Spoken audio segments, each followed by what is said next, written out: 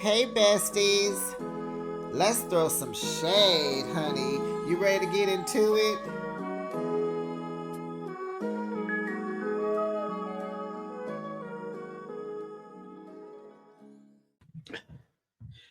Hey besties. It's Behind the Shade Girl. Happy Saturday. It's the afternoon. You know I'm celebrating my birthday. It was 1 week ago. Went out last night. I have plans tonight and plans tomorrow. Okay, and the next weekend and the next weekend. So expect some delays. I'm trying my best, but work has been busy too because I was gone. So I'll be playing catch up. I'm gonna do Beverly Hills now, and then I'm gonna come back and do Love During Lockup. Tonight when I get home, I'm gonna watch Bell Collective, but it is so dry. It's so blah. I don't know. Because I got Potomac and Married to Medicine tomorrow night, and I'm gonna push those out because I'm off on Monday. So we know that Potomac will wrap up. Next Friday is Love During Lockup season finale.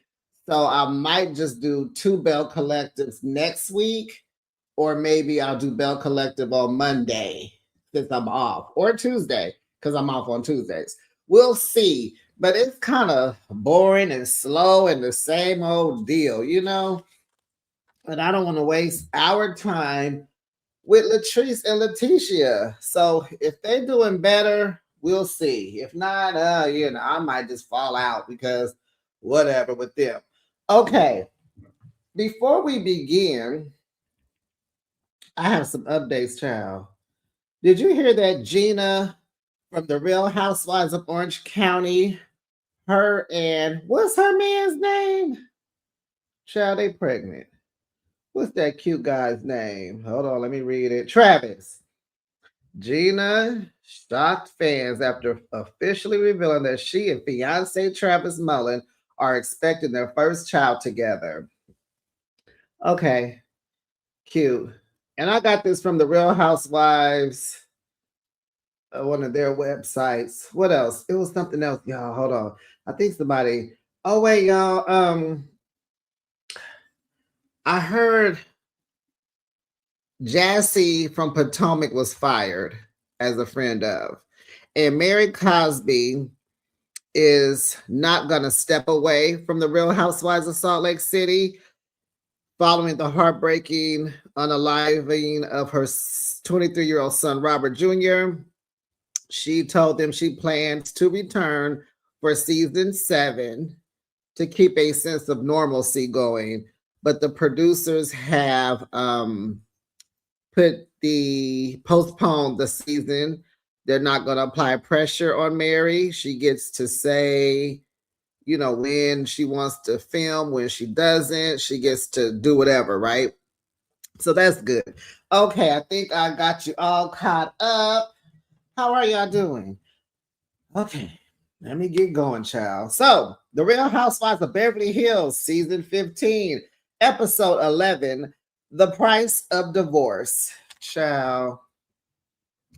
So the episode begins. There's a montage, of course. Bose is with her daughter. Remember, she got her license and she got what did she get? A Maserati or something? Well, she's driving Bose down to San Diego because, that's where Keely lives, Bose's boyfriend.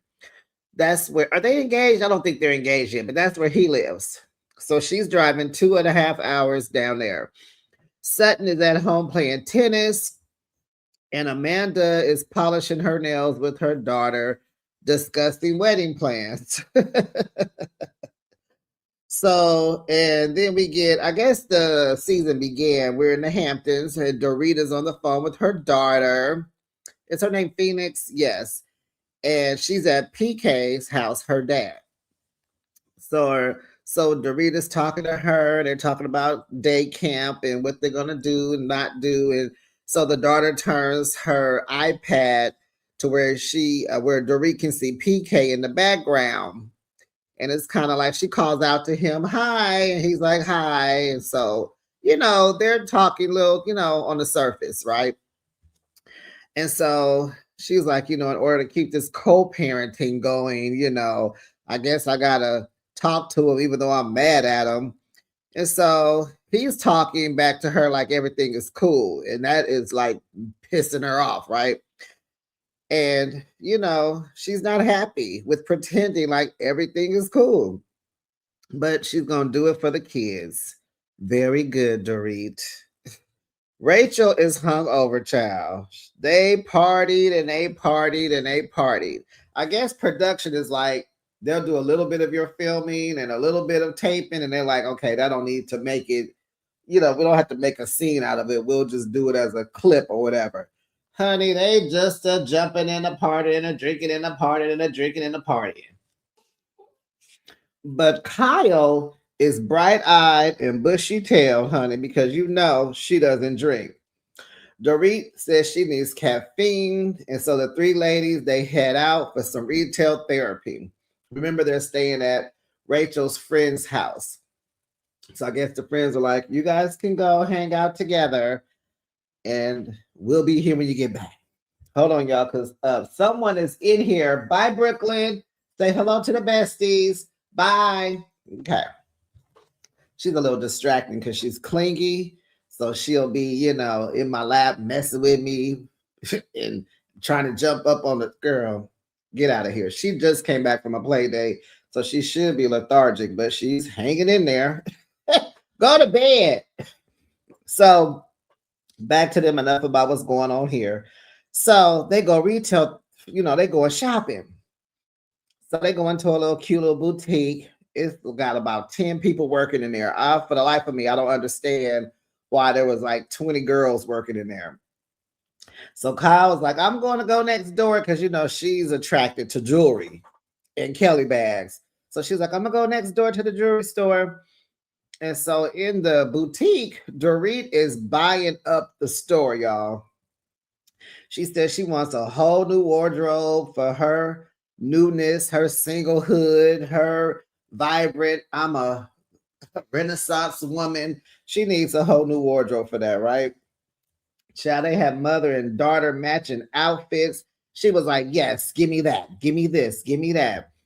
And so she says, now that she's separated, she's not impulsive anymore. She doesn't shop impulsively anymore. And that's because she has more expenses.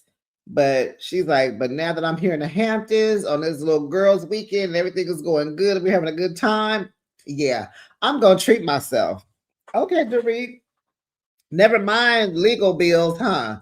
Never mind all that. Never mind the kids and the utilities going up and you having to pay the mortgage. Never mind all that, huh, girl? So Rachel is like, oh, okay, I'm going to go next door where Kyle is. So she's like, Kyle, Dorit is over there buying up the whole store. So back at the store where the 20 girls are working, it's 20 cashiers there. Dorit's total comes up to almost $4,600. So she's like, okay, here's a card. And she's like, hope it go through. Okay.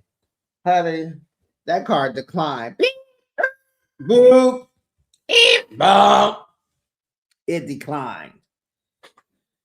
She was like, wait, but I was waiting on a text or an email and I didn't get anything. One of the cashiers was like, ma'am, do you have another card you can use? Or we're going to have to put all this stuff back and we're going to bid you good day. Okay? Bye-bye. Your friends are next door. Go ask them for some money. Thank God they wasn't in there because I wonder what would have happened had Kyle and Rachel been there. Kyle would have been on the phone with Bose and Sutton and Erica. Rachel probably would have paid for it for her. That's what I think. I think Rachel would be like, girl, when can you pay me back? When we get back? Okay, I got you. So, Dorit, do you have another card, ma'am? She was like, I have to call the bank. waiting. I'm waiting. They waiting on her. She's waiting on the bank to send an email. Come on, come on. Dorita's just talking to her phone. Come on, come on. Come on, what? Like, who are you coming on? What? Who are you coming on in? I'm confused. I'm confusion, as Funky Dynamic say. I'm confusion. She was like, I'll give you another card. Okay, cool. That card up was approved. Dorit says the card did not decline because she didn't have the money.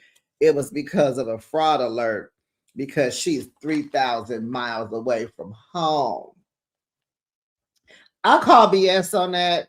I'm just gonna call BS on that. BS, because you're in the States. Well, that doesn't matter, but I'm gonna call BS on that. I took my credit card when we went to Mexico City. I had no problem using my card in Mexico City. I didn't call my credit card company before I left. There was no fraud alert. They didn't call me. They didn't text me. They didn't email me. And I'm sure my balance ain't nowhere near Dorit's balance. Well, my balance is zero, but I mean, my limit. I'm sure my limit, I'm regular. I got regular people limits. You know what I'm saying? But I'm like, girl, that card was full in its decline. Quit playing. Did you have to fly? Who paid for the flight to the Hamptons? Huh? What about Florida? When the kids had to go to Florida to be with maybe her parents paid for that. And maybe not. But Dorit, girl, bullcrap. So I guess because she felt embarrassed. So she's like, ooh, did you put that on my tab too? She saw something else to buy.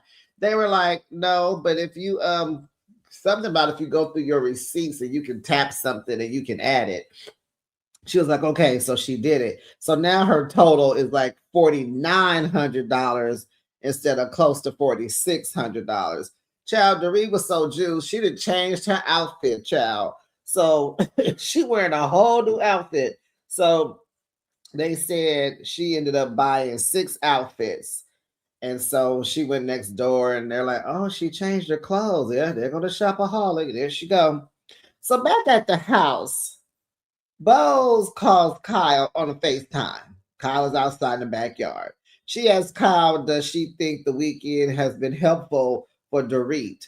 And I find it odd that you're calling while she's on the trip with Dorit close by. Like, why are y'all having this conversation now? Why are you on a FaceTime? Why couldn't you text if you wanted to know something so bad? And it's just like, did Dorit hear it? Did someone else hear it? Or we just gonna let this slide because it's Kyle? So that's all. That's I'm like, how is y'all sitting here talking about the girl in front of her? Like, huh?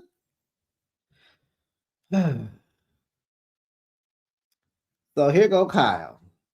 Well, PK has the kids. Bo's like, oh, that's good. Then Kyle tells Bo, at the airport, Dorit was late. Dorit is always late, Kyle. She came late. She forgot her passport, and she don't have a real ID now. And I'm like, well, how did she get on the flight? What happened? What happened?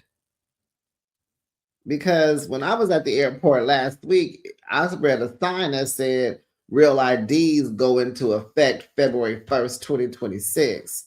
So I don't think real IDs were mandatory back when they took this trip to the Hamptons.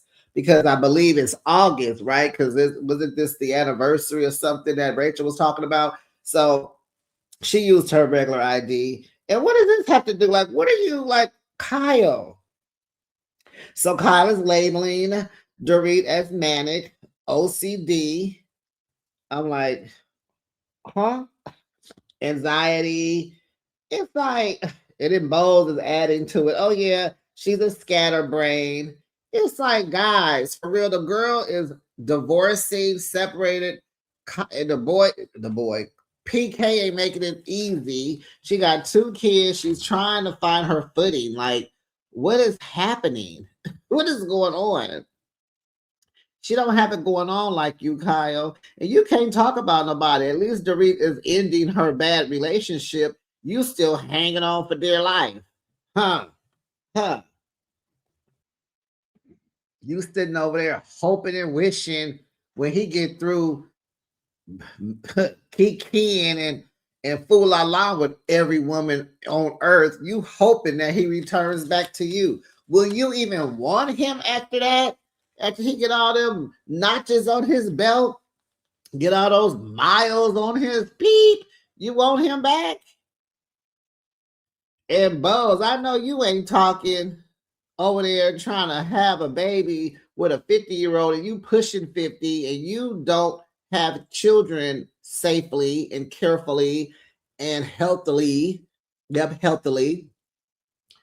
And you over here trying to hang on to somebody that live 2.5 hours away. Like, you can't talk about nobody. Okay. Suppose thinks Kyle should be very careful about how she describes Dorit's personality because it could get back to PK and that won't go well. So what? Who is PK? She been talking about PK. What is PK gonna do? Okay, so she go to court. This held against her. Big deal. Like, so PK ain't a child. Y'all act like PK don't have no dirt on him. But we're gonna move on. Because how many of us are tired of PK and Dorit? Who all raise your hand if you tired of this PK and Dorit mess? Who I bet you PK is tired of them, mentioning him in every episode. This man ain't been on the show in 2 seasons, and he is mentioned on every episode. Okay. Kyle tells Bose that Dorit went crazy shopping. You can talk, right, Kyle? Oh, because you can afford it. Like, let people live. Golly. That girl going through something. She has the right to want some new clothes. Run up the credit card. They gonna probably file for bankruptcy anyway. Run it up, Dorit. Run it up and file chapter 7. Start over. Change your name. Get new credit. Get into another house. Live your life. You deserve some darn happiness. I've never seen so many women judging somebody because they like. Okay. Bo suggests that Kyle talk to Dorit because she shouldn't be spending that money at a time like this. I agree. But Dorit is, she is combative. She gonna fuss fight. She ain't gonna hear that from Kyle. So Jen and Sutton, they go to lunch. Look at Jen looking all cute with that cute little purse. Child, it probably costs $20 million. So she's all got the glasses to match the outfit, got her hair. She is ready. All she do is just doll up, don't she? So, honey, we find out at the lunch table, child, Sutton's ex-friend, when Sutton was married to Christian, she had a friend that had a son, and they raised their sons together because the kids were friends. She was friends with the lady, the kids were friends. Child, why is that woman in a relationship with her ex-husband? I know you lying. What? Honey, allegedly they said that Christian and this woman, they started courting 6 months after Sutton and Kristen divorced. 6 months. They are in a relationship now, y'all, and they may be getting married. And that's why Sutton thinks he took his name back. Now, Sutton says she wants to remain a Catholic and she does want to become a Brown. I was like, no, you don't. Last week you was crying about it. No, you're uncertain. No, you look worried and scared and you don't. No, you don't. No, you don't. You're being forced to become a Brown. You're not choosing this. And you kind of made a big deal out of it. And your daughter gave you comfort. So maybe now you are okay with it. But don't act like you always was down to be a Brown again, girl. Okay. Over at Erica's house, Dr. Jen pays her a visit. Hey, Dr. Jen, you guys remember her from Couples Therapy? Boy, that was a good show. I missed it because Dr. Jen would be cussing at you. And she would tell you the truth. She would tell you the truth, child. So now she's over with us having a session with Erica Jane. So Erica is being sued for $25 million, okay, behind Tom. And she has a $10 million tax bill that Tom left with her. Child, whew, that is a lot. That's a lot to bear. Erica admits that she's tired and, and this now that she's in, how much it sucks. She's crying, she's bearing her true emotional self because she tells the ladies that she's fine. She holds a lot in, and she should not do that. And you don't have to talk to these women about it. But Erica, you got them, you have a staff. I'm sure you got other friends, girl. But talk to your therapist. That's talk to Jesus and talk to Dr. Jen, honey. So Dr. Jen is pointing out the good in her life. She has a safe home, a friendly environment, a loving relationship now. And it's like, okay, Dr. Jen, but come on, let's admit that life does suck and she got a lot going on. Her plate is heavy. Let's admit that. Let's admit life is sucking and she will get through it, maybe, but telling her, oh, just focus on your relationship and your lovely home, that ain't, what is she paying you to say that, girl? Because I think I can give her better advice. Okay. So Erica finds it hard to smile. And so she tells the therapist that, she went out with Denise Richards and Denise was talking about her mistreatment of her ex husband. And it made Erica bring up her own misuse that, no one knew about. And this happened, she said, last year. And so she said she was terrified and full of shame about it. And that's what I don't like about when people mistreat you. It's like you become shameful. Like, and that just means like you're taking responsibility of why that person did that to you. But that don't have nothing to do with you. It's a lot about who they are, correct? So she was breaking down crying, besties. And she said, because I've tried to survive this by talking about things and I take the personalization out of it, out of my stories to make it seem like I'm talking about someone else. And I'm like, boy, that's some creativity there, Erica. And Dr. Jen agrees. She said, yeah, because when you talk about it, I wasn't sure you was talking about you, the way you bring up things. So she said, but you do need to talk about it because that's how you free yourself up out of all that drama. You will feel better. Like, so Erica is trusting what Dr. Jen says. She's like, she's listening, right? She's like, okay, so talking about it will help me. Okay, don't hold it in. Okay. So now Erica's questioning her happiness. Is she truly happy? Because that's what everybody wants to be, right? Because, now she feels lost. She says these lawsuits are crushing her and, they're depressing. Oh, I could not imagine. And so she's lost. So Dr. Jen says, you need to embrace it and work on keeping it together. Okay. I hope she told her how. You give her the tools to learn how to embrace it and keep it together. Because Erica's pretty good at keeping things together on the surface. So back in the Hamptons, besties, Rachel's parents come over and some more of her family, like some sisters, some nieces, nephews, cousins maybe. They come over. They're outside the backyard chilling. And Kyle meets everyone, and Dorit's nowhere to be found. Dorit is upstairs, still getting ready. She comes down. She's 20 minutes late. And, they're like, that's so ridiculous. Like, how are you late and you're here at the house? Like, girl, what are you doing?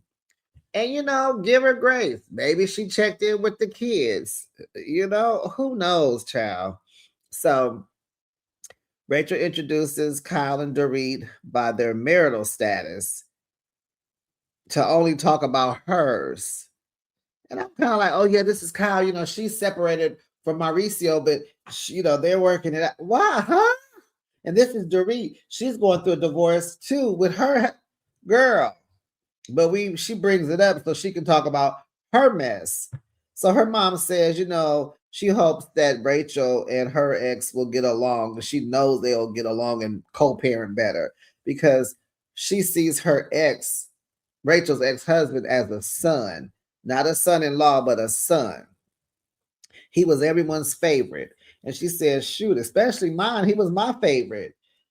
I'm like, yeah, things change. Seasons change, cry, give yourself some grace. You got to keep it pushing, even with a broken heart. You'll be fine. But this season is starting to, maybe it's always been a bore, but I'm becoming bored. It's like Rachel is taking over just to talk about her ex, and we don't know him. We don't know her. I didn't watch the Rachel Zoe project. Like, who are you people? Who are you? And you're talking about husbands we don't know nothing about. We know PK. We know Mauricio. We didn't know it was Christian, but okay. We know Tom, So in San Diego, Bose and her daughter go out to eat with Keely. Bose is really thrilled that there's a man around who can show her daughter what chivalry is like. So he's opening doors, pulling out seats, and we love some chivalry because chivalry is not dead. And since Bose's ex, that's the girl's father, he's not around to show her. So she likes that Keely is. So Bose wants to continue her fertility journey. I'm like, girl, okay, but she got some interesting points.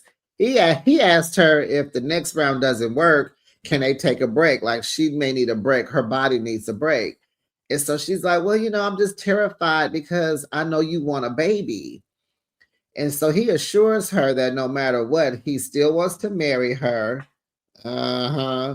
And she's not sure because what if he resents her for not giving him a baby?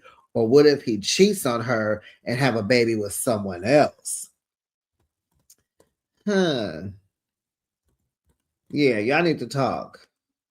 And so then he poses a question. He says, and I don't get where is he going with this? What's going on?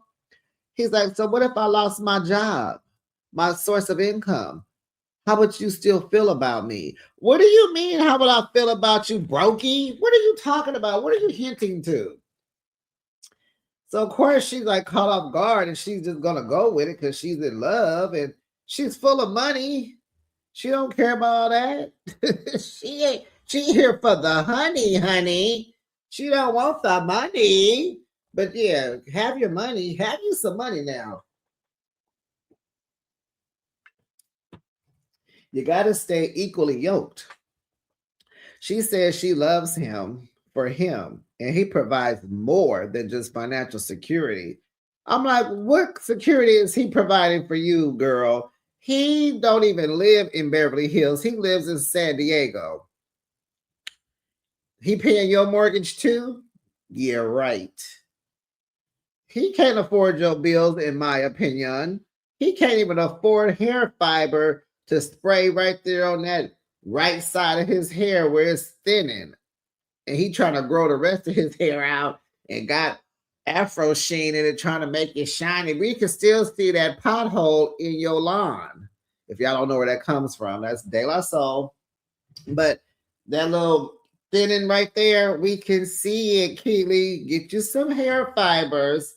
You spray the little adhesive first, then you spray the hair fibers, and voila, you have a whole head of hair. Come on now, Keely. Come on now. Because you trying to hold on to that hair. Now, you either hold on to it and do it right or shave it all off and be bald-headed, okay? Bald-headed is sexy. Don't get it twisted. So He's like, well, I'm not a deadbeat. I'm not lazy or nothing like that. Excuse me, besties. But what if? But what if? But what if? And I'm sitting here like, Bose, honey girl, you better go sign a prenup before you say I do. That man is after your money, honey. And we like Keith. I thought he was a nice, wholesome gentleman. But something's up with him. Why he say that? So, child, in the Hamptons, the three musketeers, Rachel, Kyle, and Dorit, they go to dinner. So Rachel tells the girls, that this is the day that made a year that her and her ex called it quits. And so Kyle was like, it's what, August 2nd or 3rd? Like August 3rd. So this is the day they called it quits. It's been a year. So she says he was in Aspen, and she was in the Hamptons that day, and he called her, and they got into a fight. And so she said she was done because it had already been 2 hard years of them going back and forth and back again. He had changed, right? Something happened. Clearly, he had cheated on her. It's clear he cheated. And he called and told her. And he told her about it, and she said she saw red. She then tells us that she never looked at his phone or even thought to. Okay, because you trust him. You're not supposed to. Your phone is yours, his is his.